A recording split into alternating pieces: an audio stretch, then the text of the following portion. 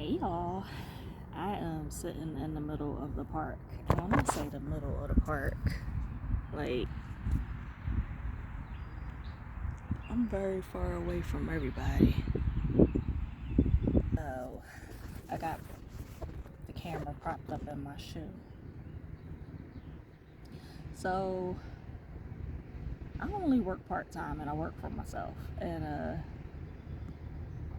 want to explain to you why. So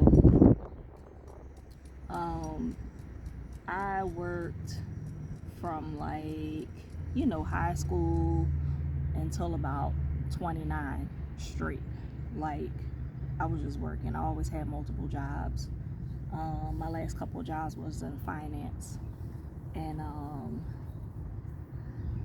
I noticed the last year that I worked in finance, I was overweight. They were going to put me on blood pressure medicine if I didn't get my weight down by my next visit. So I went from 152 to 115 because I was like, there's no way possible I'm going to be 29 on blood pressure pills. The crazy thing is that I had a pill case, and I ordered it from Coach because I said if I'm gonna have to have a pill case, it's got to be fly. I was on a muscle relaxer and a pain pill. I was taking green tea, diet pills. I was like about to croak, okay? I was bugging. I was drinking Red Bull and orange juice for breakfast. And I was drinking coffee all day because that's back when the Keurig first came out. And like, that's all you was doing. Selling cars, doing finance, and drinking coffee. Like, diet horrible. Happy hour after work. Any multitude of things for lunch. It could be a burger, it could have been a steak, it could have been tacos, it could have been a bacon cheeseburger. Like, crazy, okay? I was eating everything. So when I came upon the time where I lost the weight, I actually did that program Insanity with Shaun T. So I'm really aging myself right here, okay? So I did Insanity, got down to 115. I stopped relaxing my hair. It was just like a whole health, body, mind transformation, okay? The products I was using on my skin, I was looking for stuff that was paraben free, sulfate free. Just really getting to know how the body works, what makes it tick, what makes things fall apart, you know. And I was taking it very seriously. So I quit my job and I was supposed to go to another dealership, which was probably like the most craziest idea because I really wanted to get out of the finance game. But somebody I know convinced me, like, oh no, come over here, it'll be more like an assistant position, you'll get paid a little less, but you won't have to do as much work. Cool, bam. I go there, long story short, they fired that person that got me in the first day I started and sat me in his office, and then they fired me 19 days later. I'm gonna tell that whole story one day. But anyway, my life was like boom, like that joint blew up because I did not save a ton of money when I left my job because I was supposed to be going right into another salary. I didn't even think about it. I was young.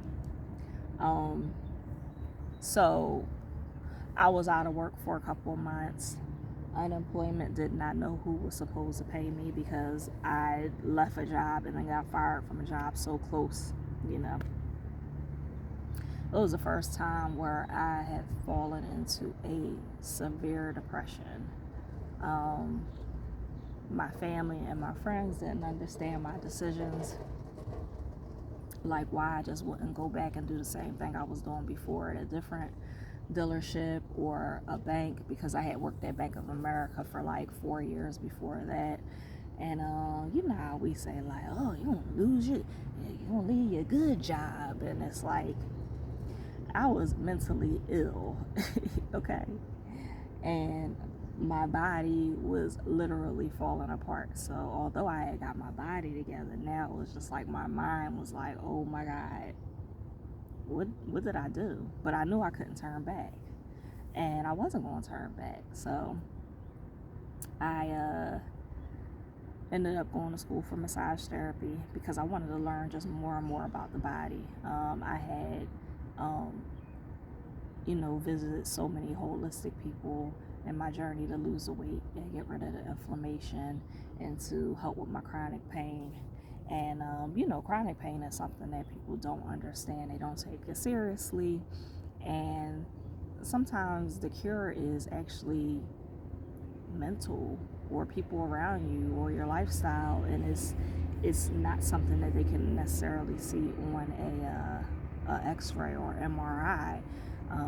Mine had a lot to do with trauma, so, and we'll go into that another day because I really want to talk about chronic pain and trauma. So go to school for massage, and I ended up getting a job at the IRS. So I knew I had a year about to finish school, and I was like, the IRS was just not for me. And I'll talk about that in length one day as well. But as soon as they were like, we're doing voluntary furloughs, I was like, sign me up. I was out. And I think like a month later, I graduated massage school, and I had already lined up a job. So I did that for, that was like 2013 to 2017. 2017, I was like, I'm gonna bet on myself. I had always had cleaning on the side. I used to use the cleaning business as like throwaway money, really just to like shop, go on vacation, go to brunch, whatever. And I was like, you know what? I got all these new clients. I'm gonna quit doing massage. Massage was a wonderful part of my life. But it also was extremely draining. And if you know anything about energy transfer, people's pains were transferring over to my body. And I had some unhealthy relationships with some of my clients because they were very dependent on me, as far as coming as like a session to like just tell me everything that was going on wrong in their life. And it wasn't all of my clients, but there were some, and it was very draining to me. And I was still on my own healing journey, so I ended up leaving, and I got a bug on my leg.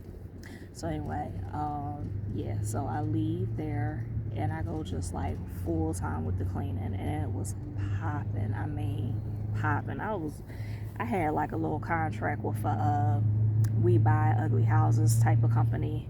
I had a bunch of clients that I had over the years that had referred me. So I'm, the mom, the dad, the cousin, the sister, the brother. I mean, I was cleaning for some local businesses, and same thing happens as in corporate America. My body broke down. I mean, tore up from the floor up. Not so much of gaining weight, but I had some injuries. I worked on them and through them when at times that I should have rested. And it's like, it's so crazy when you have your business, and it's like when the getting is good, you got to get it. And I don't even know if that's how you say that, but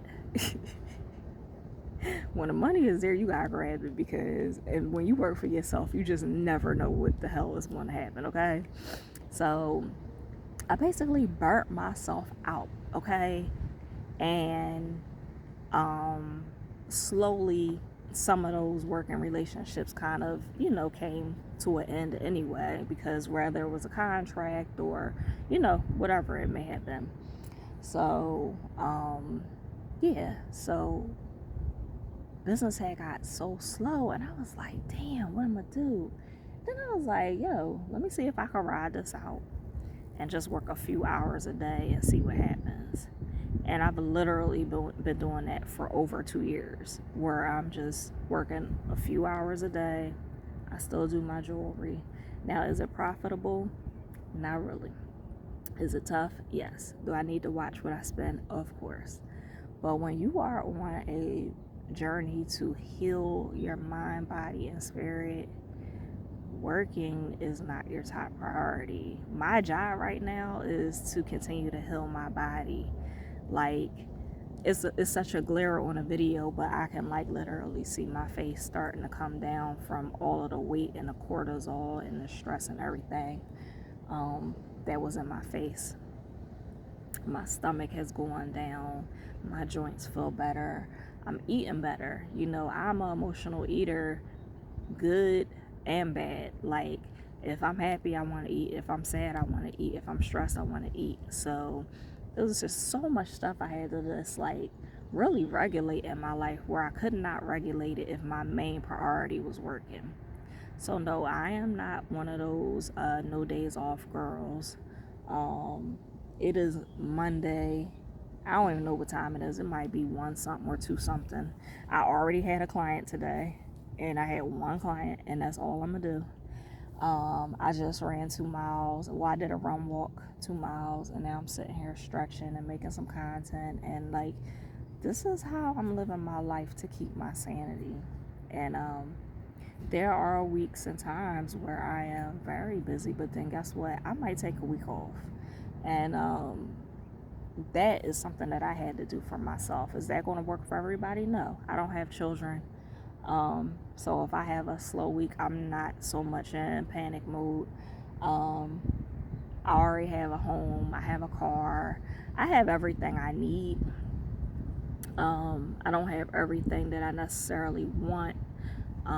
But when I do have things that I really, really want, I might turn it up a dial. I might take some extra clients, do some extra events with my jewelry business. But it is very, very, very important to me at the old age of 42 that I am focusing on what my body and my mind needs every day.